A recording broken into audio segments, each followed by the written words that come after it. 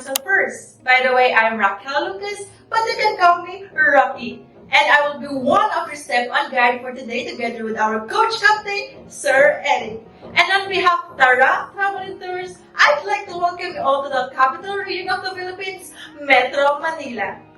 While we are heading to our first destination, I'd like to take a minute to familiarize you with the area and discuss some brief reminders and safety precautions. First, for your own safety, I'm asking you to please remain seated at all times and avoid unnecessary movements, especially when bus is in motion.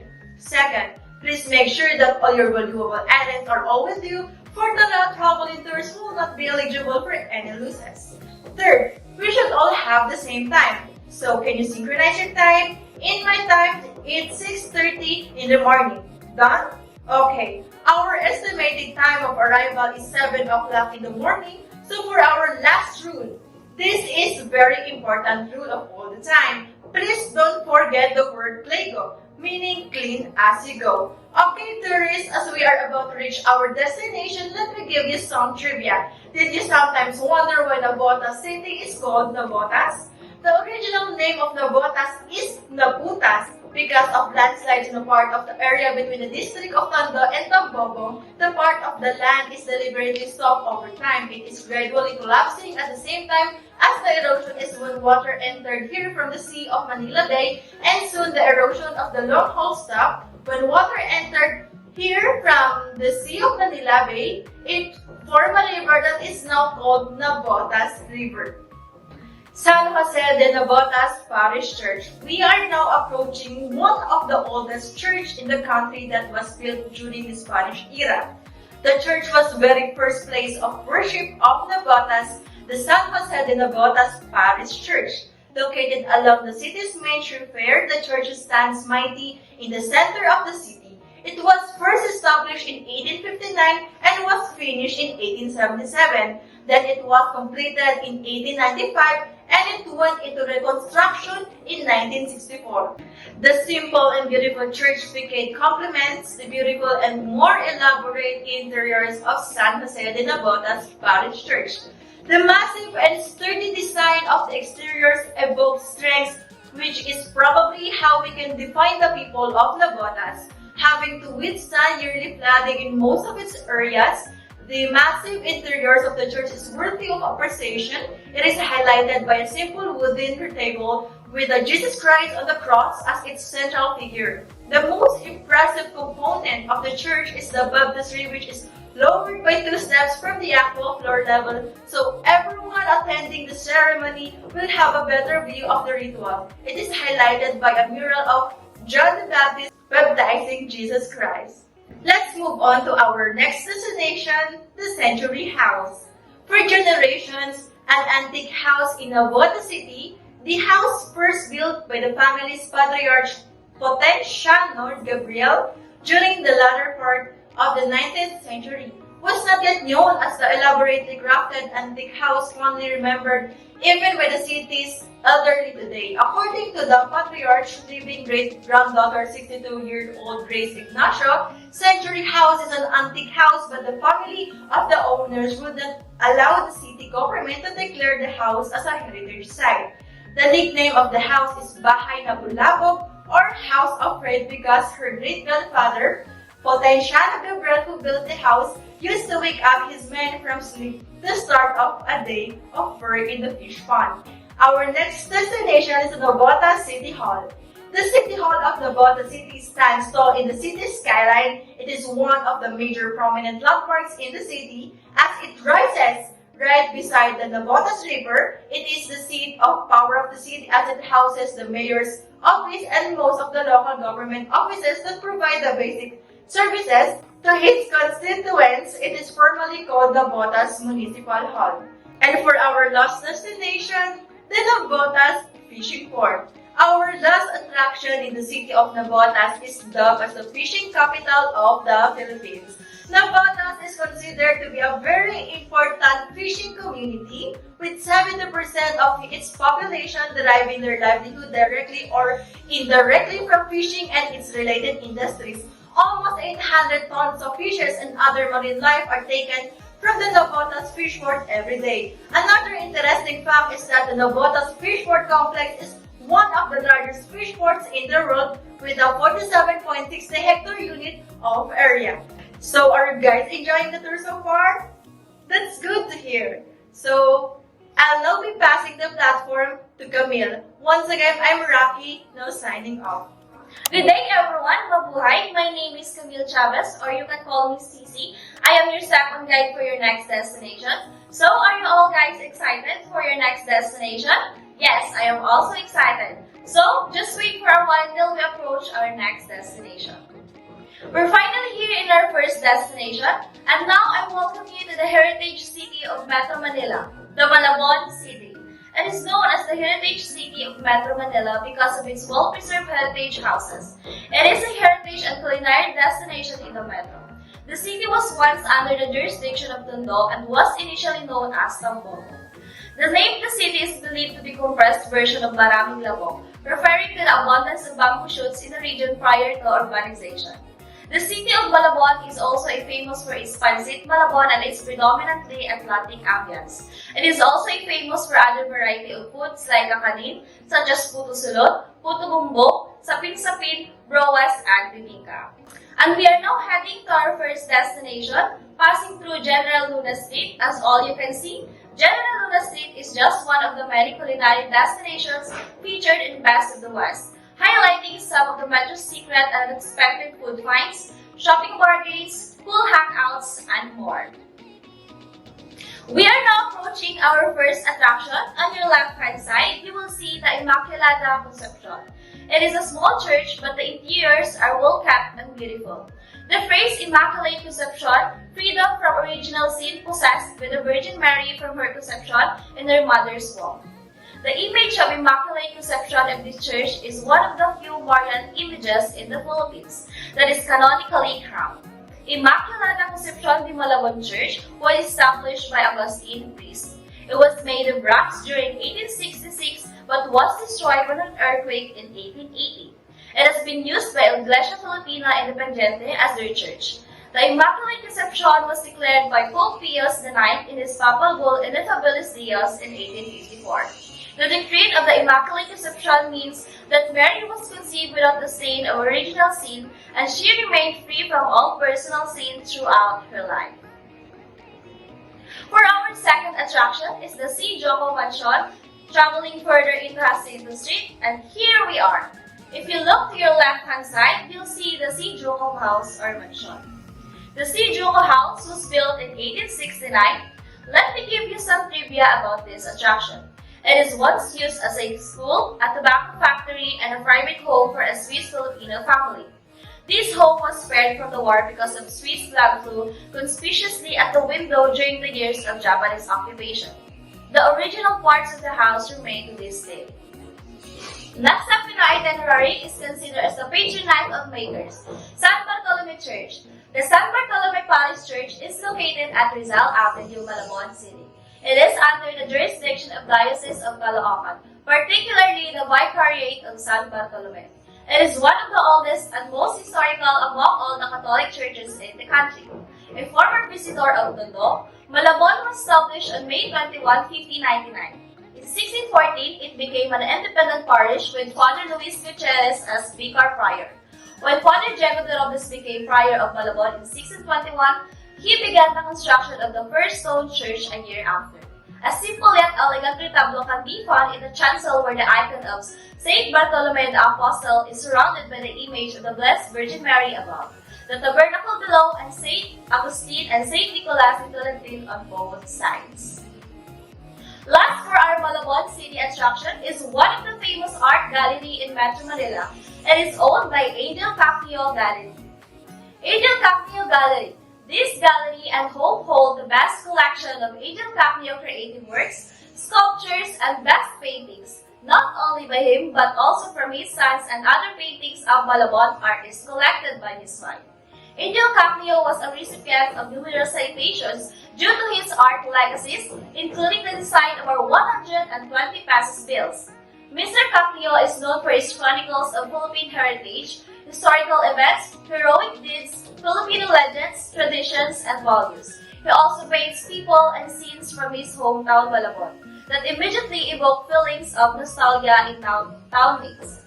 His depth strokes are brilliant and bold, leaving no doubt in a viewer's mind about the passion that the artist so possessed into his work. That's the first 4 attractions here in Malabon City. Did you guys enjoy our tour around Malabon? I also enjoyed the tour. To recap, we have already visited 4 attractions in Malabon: the Immaculada Concepcion, Si Joco Mansion, the San Bartolome Church, and the Angel Cacnal Gallery. Again, I am Camille Chavez, your step-on guide. For the remaining attractions, there will be another step-on guide that is Miss Nika Nobleza, who will give you a remarkable information. Goodbye. Good day, everyone. Mabuhay. My name is Nika Nobleza. I'm your step-on guide for your next attraction. So, are you all guys excited for your next attraction? Okay, me too. For the continuation of Malabon tour, we were going to visit the other 4 attractions here in Malabon. We are now approaching C. Arellano Street, and now I welcome you to our first attraction, known for their patis product here in Malabon. To your left-hand side, you will see the Eviosa House and the Patis Factory, located at 290C Arellano Street, Malabon, Metro Manila. Eviosa House and the Patis Factory. The Eviosa House was originally made of bamboo and nipa. It was completed in the early 1940s. This pre-war ancestral house owned by the Eviosa was said to have seen and endured the Filipino-Japanese War. Beside the house is their patis factory. The Eviosas are also known for their successful product, Malabon Patis. Patis is the main industry of Malabon. One of the famous patis product from Malabon is the Rufina Patis. Rufina Salao de Lucas, a fish dealer who pioneered the making of patis in 1900s. Just across the Eviosa House is the best lugaw experience at Malabon. One of the best tasting lugaw here in Malabon, it was owned by Narcisa Dumondo Pangan since 1984. Her legacy of the best tasting lugaw was inherited by her son, Renate. Up until today, they have the same taste and quality of food being served to every customer. Alright, for our next attraction, along C. Arellano Street, to your left-hand side, you will see the Raimundo Ancestral House, located at 144C Arellano Street, Malabon, Metro Manila. Raimundo Ancestral House, proudly dating back to Spanish time, the Raimundo House on C. Arellano Street is known to be the oldest house in Malabon. It was built in 1861, the same year that our national hero, Jose Rizal, was born, and also the year that the Santo Bartolome Church was completed. Passersby almost always take a second look at its original stone gateway that's reminiscent of the portal of Intramuros. Etched on the gateway arch, along with the year it was built, is a double-headed Habsburg eagle, an image that was used to represent the European Habsburg dynasty, and appeared on the coat of arms of the kings of Spain. The house was built by Fernando Raimundo, and its present owner is a 5th-generation descendant of his. Up next, another ancestral house here in Malabon, located at Santa Cruz Street, Hulog Duhat, Malabon, Metro Manila. To your right-hand side, you will see the Rivera Ancestral House. Rivera Ancestral House, according to architect Bautista, the house was built in 1918 within the villa setting, which was not common in Malabon houses by the river. Because of perennial flooding in Malabon, the house was raised in 2007 by around 2 meters. The original flooring on the first floor was Spanish styles, and original front door were of heavy mahogany, and the stairways at the right side of the house was made of heavy stones cut into huge blocks laid to atop each other. It may have led to the dirty kitchen and have an access to the river back farther behind the stone stairways. Up next to our last attractions here in Malabon, passing through Pascual Avenue, to your left-hand side, you will see the Malabon Zoo, located at 1 Governor Pascual Avenue, Potrero, Malabon, Metro Manila. Malabon Zoo first opened around 1989, was founded by the Manny Tango in Barangay Potrero in Malabon, Metro Manila. Malabon Zoo has developed a reputation for naming its individual animals after public figures including former and current politicians, actors and actresses, and other celebrities. Among the animals kept in captivity include Bengal tigers, lions, bears, deer, orangutans, and snakes. And that was for Malabon attractions. We visited 4 attractions starting with Tibiosa House and the Patis Factory, Raimundo Ancestral House, Rivera Ancestral House, and Malabon Zoo. Did you guys enjoy our tour today? Okay, me too. Again, my name is Ika Noblesa, your step on guide. Thank you everyone. Have a safe trip to your next destination. For your next destination, it will be introduced by Donna Villa Apolonio. Thank you. Bye. Good morning everyone, my name is Donna Villa Apolonio, but you can call me DJ, and I'm your step-on guide for the city of Valenzuela. And now I welcome you to our next destination, Valenzuela City. The city of Valenzuela is one of the 16 cities that comprises Metro Manila. It was named after Pia Valenzuela, a doctor and member of the Katipunan. Valenzuela was a former agricultural rural area, but it has since grown into a major economic and industrial center of the Philippines. In fact, a larger number of industries have relocated to major parts of the city. It is also known as the Northern Gateway to Metropolitan Manila due to the 2 major highways traversing it, the MacArthur Highway and the North Luzon Expressway. And now we are heading to our first attraction, the Museo ng Valenzuela. Museo ng Valenzuela. To your right-hand side, you can see the Museo ng Valenzuela. Museo ng Valenzuela is a museum in Valenzuela in Metro Manila, Philippines. It is a city historical and cultural landmark named after Dr. Pia Valenzuela in 1963. Museo Valenzuela features collection of artifacts depicting the city past and continuing development.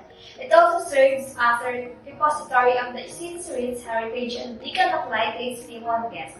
It is likewise a venue for historical, cultural, and artistic presentation, as well as seminar and symposia on national and local issues. Museo Valenzuela houses a collection of artifacts and memorabilia tracing Valenzuela's history. The museo is housed in a Spanish colonial-style building and is a popular venue for cultural and artistic events, public seminar and convention. The original museum of Valenzuela was the house where Pia Valenzuela, a hero in the struggle of freedom against Spain, and in whose memory the old town of Polo was renamed, was born and saw the best years of his life. This same house was burned recently. In a few minutes, we'll reach our next destination, which is the National Shrine of Our Lady of Fatima. We have now arrived in the National Shrine of Our Lady of Fatima. National Shrine of Our Lady Fatima is declared a tourist site by the Department of Tourism in 1982. It was also declared a pilgrimage site by the Diocese of Malolos. This is located near the Our Lady of Fatima University and is the center of the Philippines Fatima Apostolate. It was established on March 7, 1961. The National Shrine of Our Lady of Fatima is the home of the National Pilgrim Image, or in NPI, Our Lady of Fatima, the image that became the forefront of the 1986 EDSA People Power Revolution. Our third attraction is the Valenzuela City Convention Center. To your right-hand side, you can see the Valenzuela Convention Center. It is well known among the citizens of Valenzuela as its center for the performing arts, as well as a popular venue for concerts, art shows, and exhibits and conventions. Next up is the Bell Tower of San Diego. Bell Tower of San Diego, the belfry of the San Diego de Alcala Church, is more than 400 years old.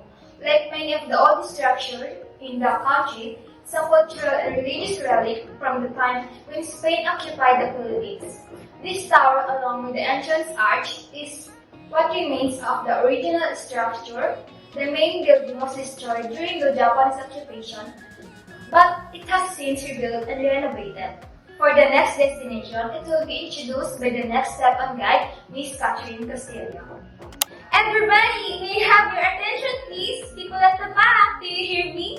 Welcome, my dear tourists. Is everyone excited about today's trip? Yes, I know so. But before anything else, let me introduce myself. I am Catherine Castillo, or simply call me Kat.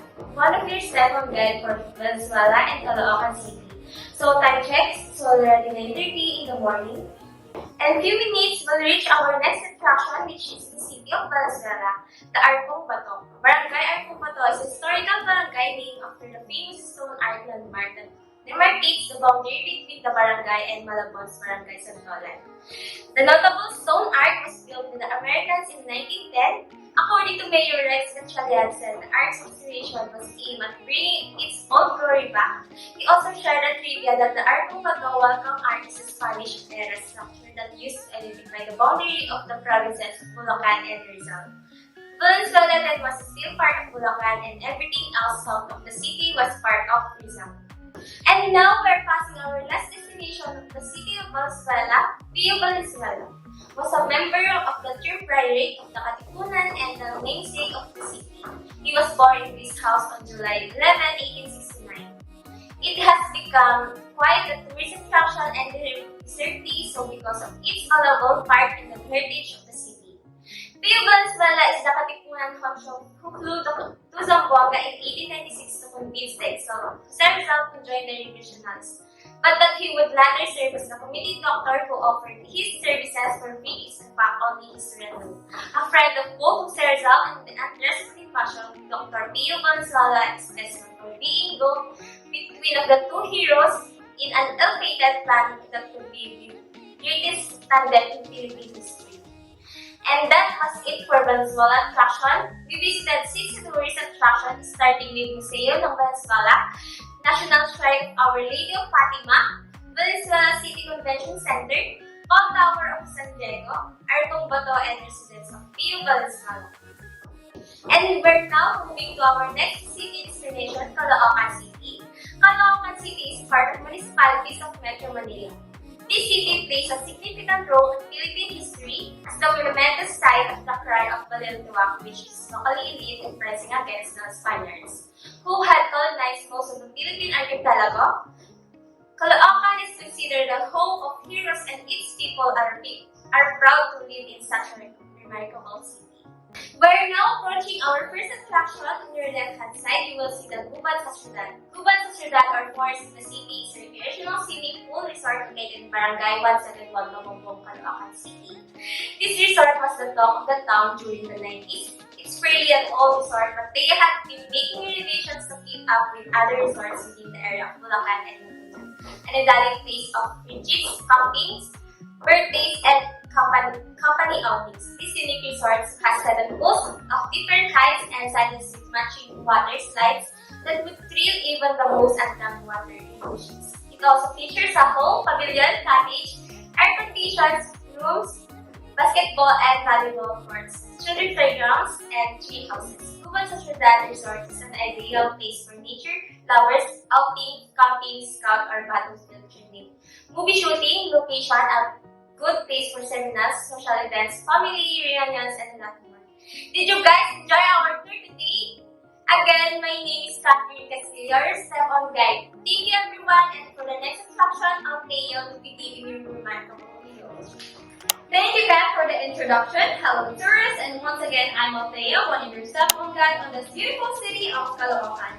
We'll be arriving at our second destination at 10:30 in the morning, and we are now approaching our next attraction here in Caloocan City, the Lisbon Winter Resort. This is one of the well-renowned resorts in Caloocan, and here in the Philippines, we don't only boast of our national destinations, but we're also proud of our resort establishments that are scattered in the country. But the most prominent city for resorts would be Laguna, as it is dubbed as the resort capital of the Philippines. So this well-renowned resort is best described as the home of the castle slides because of the castle towers that are constructed in the resort. Next up in our itinerary is the most prominent landmark in the city of Caloocan, Bonifacio Circle Monument. This monument is dedicated to one of our national hero, God Andres Bonifacio, and God means honorable. This monument is designed by the national artist or sculptor Guillermo Tolentino. This monument is very well made as every component of this monument has its meaning. For instance, the 3 steps leading to the monument represents the 3 centuries of Spanish rule, as well as the octagonal base as the 8 rays of the sun in the Philippine flag that symbolizes the 8 key provinces where martial law was first declared. We are now approaching our fifth attraction in the city. It's the Essence Center Sangandaan. This is the first ever mall that was constructed in the populous city of Caloocan, owned by SM Prime Holdings, which is one of the leading integrated property companies in Southeast Asia. This mall was actually the 54th mall in the Philippines when it was constructed back in 2015.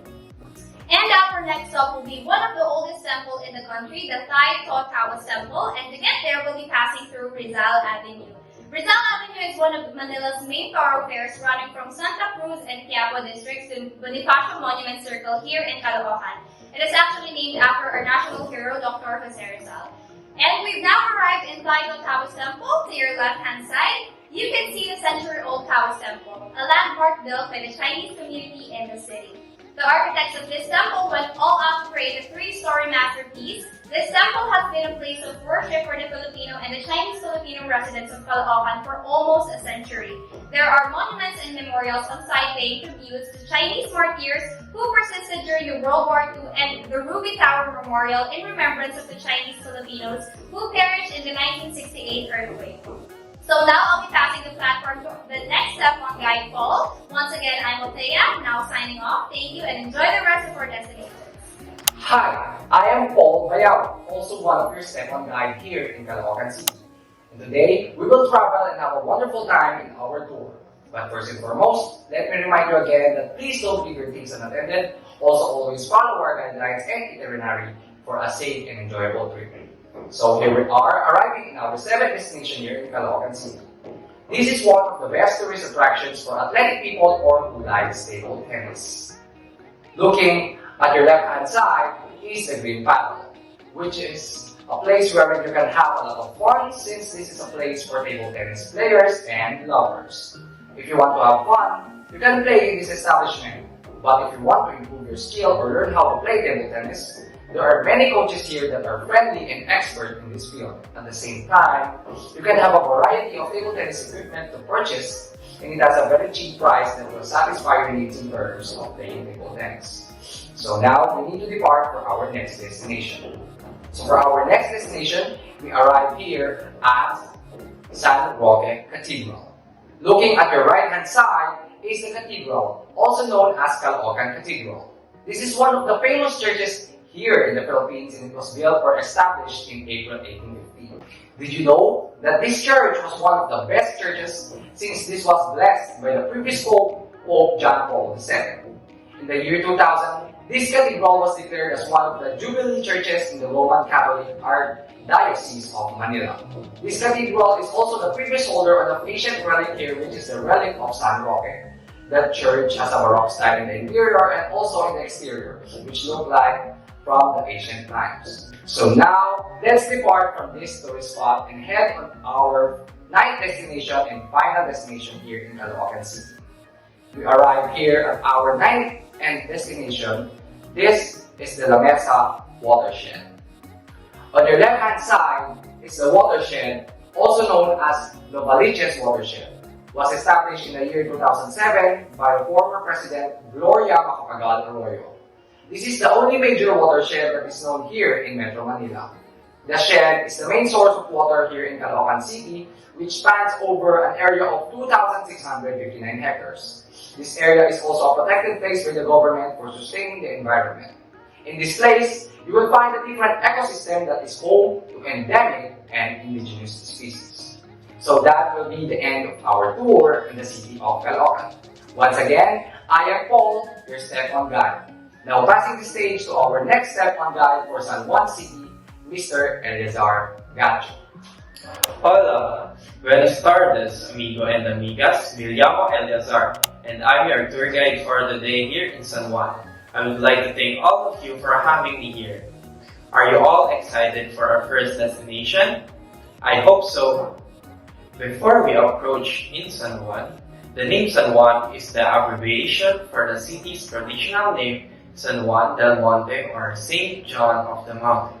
The name is like many others in the Philippines. Saint John the Baptist with a location hilly terrain and relatively higher elevation compared to surrounding areas. This is called the Dakilang Lungsod ng San Juan. The city is also historically significant as the site of the First Battle of Katipunan the organization that led the Philippine Revolution against the Spanish Empire in 1896. And we are now approaching in San Juan, our very first destination. As you can see at your right-hand side is the Club Filipino. It is also called Club Filipino Independiente or Club International. It is located in Green Hills, San Juan, Metro Manila. On November 6, 1898, Filipino high society, including Spanish mestizo and members of the native aristocrats, founded the Philippines' first exclusive social club. It is situated in San Juan between the North Green Hills subdivision and the Green Hills Shopping Center. The club present amenities include swimming pool, tennis, badminton, and squash courts, bowling alleys, outdoor restaurant, salon, and kalayaan hall, and indoor events reception. The club has developed a reputation for being a meeting group of Filipinos political progressive throughout its history. It was also a site of several political events immediately prior and during the country's post-martial law era. So the next destination, as you can see at your left-hand side, is the Green Hills Shopping Center. Green Hills is formerly and still commonly known as Green Hills Shopping Center. It was founded in the 1970s as the centerpiece shopping center of Green Hills Development by Ortigas and Company. It is a small complex with over 2,000 stories and is one of the country's oldest shopping malls. Since the 1970s, Green Hills has been a popular destination for bargain hunters.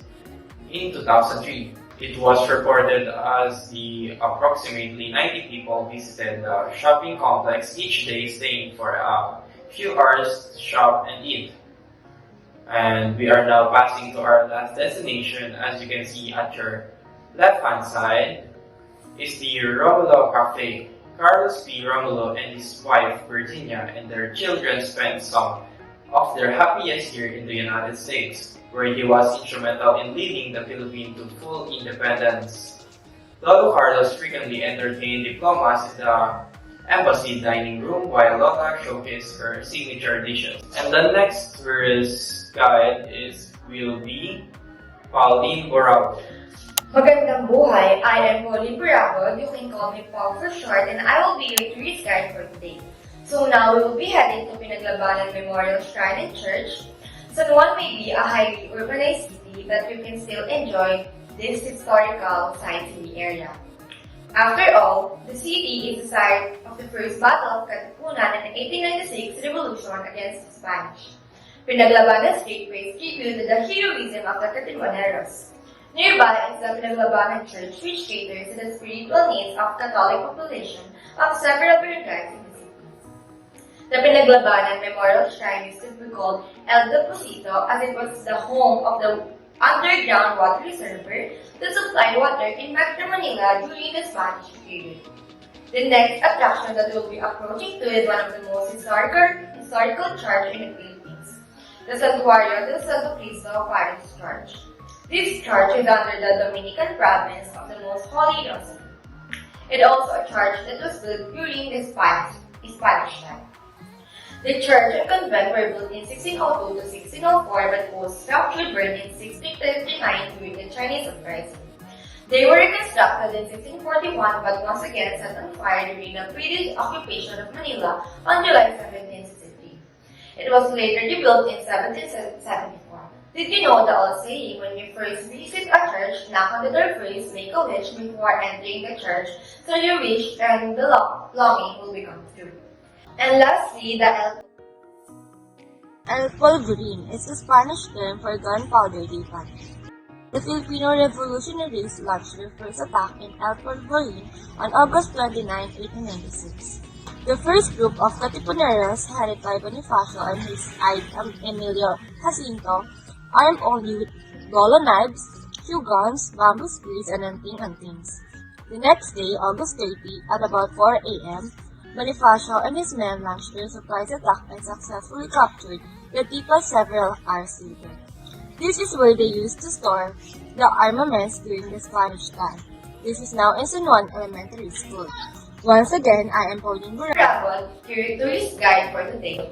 For the next destination, it will be introduced by Russell. Hello everyone, are you still enjoying the trip? If so, let us continue. But before that, I'm Russell Masa, your next tour guide for the elegant city of Pasay. Pasay is the most traveled city where the most famous attractions take place. According to the legend, Pasay was named after a princess named Dayang Pasay. She was a princess of Namayan Kingdom in the year 1175. She was the owner of the estates that are now the regions of Kuwi-Kuwi, Pasay, and Baclaran. And now you know the history of Pasay, let us now proceed to the first destination we are going to. Are you all excited? I hope you are because looking to the left, we are now at the Harbor View Restaurant. Harbor View Restaurant is directly located at behind Arena Grandstand on Independence Road, which is off for Rojas Boulevard. It is right next door to Hotel H2 in Manila Ocean Park. The restaurant is among the most romantic dining spots in Manila because of the breathtaking view of Manila Bay, especially around us, with candles on the table, the elaborate lighting, and the sound of water in the distance. The evening is also incredibly lovely after a scorching day in Manila. There is usually a cold wind that is common, comforting, and restful.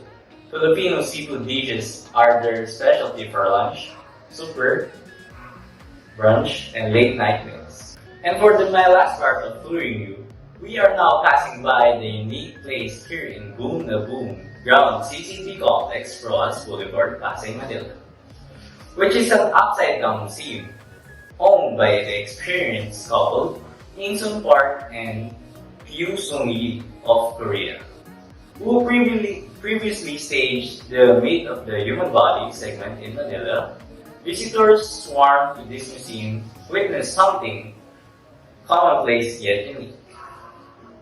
Houses that have been turned upside down in order to increase the experience of the Philippine version of Alted to make it 10 times bigger and added more illusions. Yes, 10 times bigger. Wonderful locations for taking photographs. Never forget to hire a guide. They offer the greatest advice for taking good pictures. I probably want to express that this place is a must-to experience if you want to have a different kind of fun. Once again, I'm Russell Masa, and for the next attractions in Pasay, Ms. Harley Moreto will give you some remarkable information. Take it away, Harley. Mabuhay tourists! Are you still awake? I'm Harley Moreto, one of your tourist guide in the beautiful city of Pasay. So we are now approaching here at Rojas Boulevard Road. Did you know that the Rojas Boulevard was originally called Cavite Boulevard? And then it was renamed Dewey Boulevard in honor of the American Admiral George Dewey, whose forces defeated the Spanish Navy in the Battle of Manila Bay in 1898. And it was renamed again as Heiwa Boulevard in late 1941 during the Japanese occupation. And finally, Rojas Boulevard in the 1960s in honor of the President Manuel Rojas, the 5th President of the Philippines. It was also designated as a new alignment of the Manila South Road that connects the Manila to the southern province of Luzon. So look at the right side of your hand. We are now passing by the Manila Baywalk. There's almost everything that Manila Baywalk can offer, ranging from outdoor restaurants, open-air bars, dance spots, cafes, and live bands. This area is also popular with sports and health aficionados, cyclists, joggers, and walkers. Manila Baywalk is a popular leisure center and favorite sunset location for city dwellers. You can experience nightly cruises. It is available for the harbor at the southern end of the Baywalk. And the whole area is a hot spot for a wide variety of cuisines, including Thai, Korean, Middle Eastern, and Western dishes, as well as fast foods, local, and street foods. Beside the Manila Baywalk is the third largest mall in the world, and that is SM Mall of Asia Arena. It is considered as the third largest shopping mall in the world according to the Forbes World's 10 largest shopping malls. In front of Mall of Asia is a huge round globe similar to the Universal Studio theme park and the Flushing Meadow Park in the New York City. The globe was turned into an LED globe known as Globe Amaze last November 18, 2009. Globe Amaze is the first and only full global video display in Asia with its high-quality resolution and full display graphics made possible by the LEDs with 26,300 pieces of point lights. Also one of the most MOA main attraction in the first ever IMAX theater, the most widely used system for special venue film presentation in the country. The San Miguel Coca-Cola IMAX Theater is one of the world's biggest IMAX screens in 3D. The mall also features the country's first Olympic-sized ice skating rink, which is described as the biggest of its kind in Southeast Asia, with a size of 61 by 30 meters. You can see here also the one of the tallest Ferris wheel in the Philippines is the MOA-I. It has 55 meters diameter. For those who are not well accustomed, it is unbelievably the tallest Ferris wheel in the Philippines. It has 36 air-conditioned gondolas, each able to carry up to 6 persons, giving a maximum capacity of 216 passengers. So exciting for all ages, so cozy and romantic for lovers. Again, my name is Harley Moreto, your step-on guide. Thank you everyone. Have a safe trip to your next destination. For the next attraction, it will be introduced by Cara Medina. Magandang buhay tourism, Elise, or you can call me Ali, your step-on guide here in Pasay City. On behalf of Tara Travel and Tours, I'd like to welcome you all. So for our 6th destination, we are departing from SM Mall of Asia to Desert Museum. Now what we have arrived here at Desert Museum, on your left-hand side, it is an interaction exhibit where you can see Candice's design in the museum, which has 8 sections: donuts, marshmallow, candy canes, ice cream, bubblegum, gummy bears, cotton candy, and cakes. Each of the dessert theme rooms are designed to delight your senses. And the best thing in the museum is that after the tour, from every room, you can try signature creation of desserts. So if you are a dessert lover, this is a must place to visit and enjoy the dessert cravings that you desire. For our next destination, we are departing from Dessert Museum to Newport Mall. We arrived here at our destination, Newport Mall. On your right-hand side, Newport Mall is a must place to go here in Pasay City. It is a mall that is connected to one of the most famous hotel resort in the Philippines, which is the Resorts World Manila, of a world-class luxury hotel resort and casino. In this mall, you can find most of the famous luxurious brands in the world like Gucci, Nike, Zara, and more. They also have one of the world-class cinema and dining places where you can spend a lot of money for your satisfaction. For our last and final designated destination, in our itinerary, we are going to depart from Newport Mall in the Philippines Air Force Museum. So now that we arrive here at our designated destination, Philippine Air Force Museum, on your left-hand side, a museum inside the Villamor Air Base, which is founded also as Marcos Museum in 1974. The museum exhibits different sectors including the Heritage Section, Science and Technology Section, and Art Corner and Aircraft Park. Galleries featuring gear, garb, dioramas, miniature, and artifacts pertaining to early Philippine military aircraft are part of the Heritage Section collection. Here Nagas stored the rifle and other memorabilia from his March 1974 surrender as Japanese hold-off are exhibited here. Aircraft mock-up, miniatures, indoor static aircraft display, and experimental project of the Philippine Air Force are among the science and technology exhibit. The aircraft park is an outdoor site where the commissioned planes that have served the Philippine Air Force through the history and display like the bot F-80 Crusader, North American P-51D Mustang, and many others. And this is our last destination. Now we're going to pulling off the hotel just few a minute. Please sit back and enjoy the view on the left-hand side of the bus as we enter the city. I ask you to remain in your seats until we have to complete the stop. Rocky will be meeting us at the bus to help you with your bags. Please double check to make sure your bags has been taken off. On behalf of Tara Travel and Tours, have a wonderful vacation in Metro Manila. Again, I am your tourist guide, Ellie, believing that the best education I have ever received was through travel. I hope you have gained some information with us, and I look forward to being of service to you again. I am Ellie, your step guide, now signing off.